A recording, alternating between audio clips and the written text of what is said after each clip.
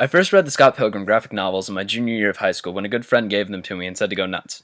I finished the 6-volume series in about 2 days, namely Thursday and Friday. Needless to say, I really dug the series. It was fun, fast-paced, and I really identified with Scott Pilgrim, the lead character. I identified with him so much, in fact, that when I learned that Michael Cera was playing him in the movie, I thought, hey, that's an awful choice. Michael Cera's a little bitch. I'm not a little bitch. Anyway, the movie turned out great. Cera was about the second best choice I could think of to play Scott, and it's become one of the only fictional universes I'd actually like to live in. Which brings us to now, when I need a project on postmodern fiction. And since it doesn't take nearly as long to rewatch a 2-hour movie as it does to read a 6-volume set of graphic novels, Scott Pilgrim vs. the World is so PoMo!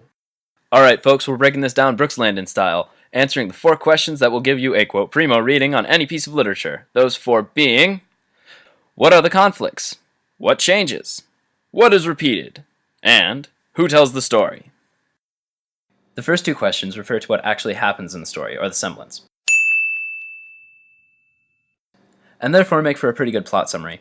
When Scott starts dating a girl who just moved to Toronto from New York, the film's major conflict is established. If he wants to continue dating her, he must defeat her 7 evil exes in Mortal Kombat. This, of course, is only the exasperating circumstance that forces him to get it together and become a responsible, self-respecting adult. As for what changes, the conflicts get resolved and Scott becomes a responsible, self-respecting adult.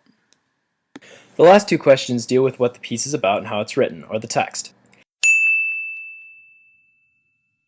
And while I could say that Scott Pilgrim shows a guy trying to become a responsible, self-respecting adult in postmodern culture by repeatedly referencing gaming iconography and aping a comic style, that answer's a bit minimalist, and minimalist answers only get a grudging 100% in this class. As you answer the questions, what is repeated and who tells the story, it starts to become clear that the movie is trying to simultaneously be 3 things: a comic, a video game, and a romantic comedy.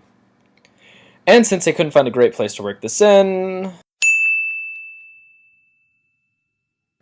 the film's repeated nods to its graphic roots are mostly aesthetic, influencing technical features like shot composition and editing, making each shot feel like the next panel in a comic, with special effects splashed on screen to highlight sound effects. The costume design is also comic-inspired, with characters often wearing clothing that has few colors or complex patterns and would therefore be easier to draw. Scott Pilgrim's narrative, however, is a definite throwback to both video games and/or rom-coms. It is set up pretty much exactly like just about every rom-com ever to grace and/or stain the planet. Boy meets girl, boy has obstacles to getting to girl, minor hilarity, genuinely touching moment, major snag, breakup, confession of love, win! In order to save this from becoming trite, Versus the World scripts the major conflicts into the same structures found in just about all video games. Beat levels to win game. Another example of Scott Pilgrim creating the feel of a video game is after he dies and comes back to life using the 1-up he had acquired earlier in the film. It captures the emotion of barely dying and having to try again by walking through almost the exact series of shots and actions, only this time cutting short most of the dialogue, much like a gamer mashing the skip scene button, and finishing the preliminary fights extremely quickly. When Scott finally gets to what would be the cutscene before the final fight, his dialogue takes a radical departure from the last run, like he is choosing different options to get better results. And this time, like most frustration-fueled retries, he succeeds.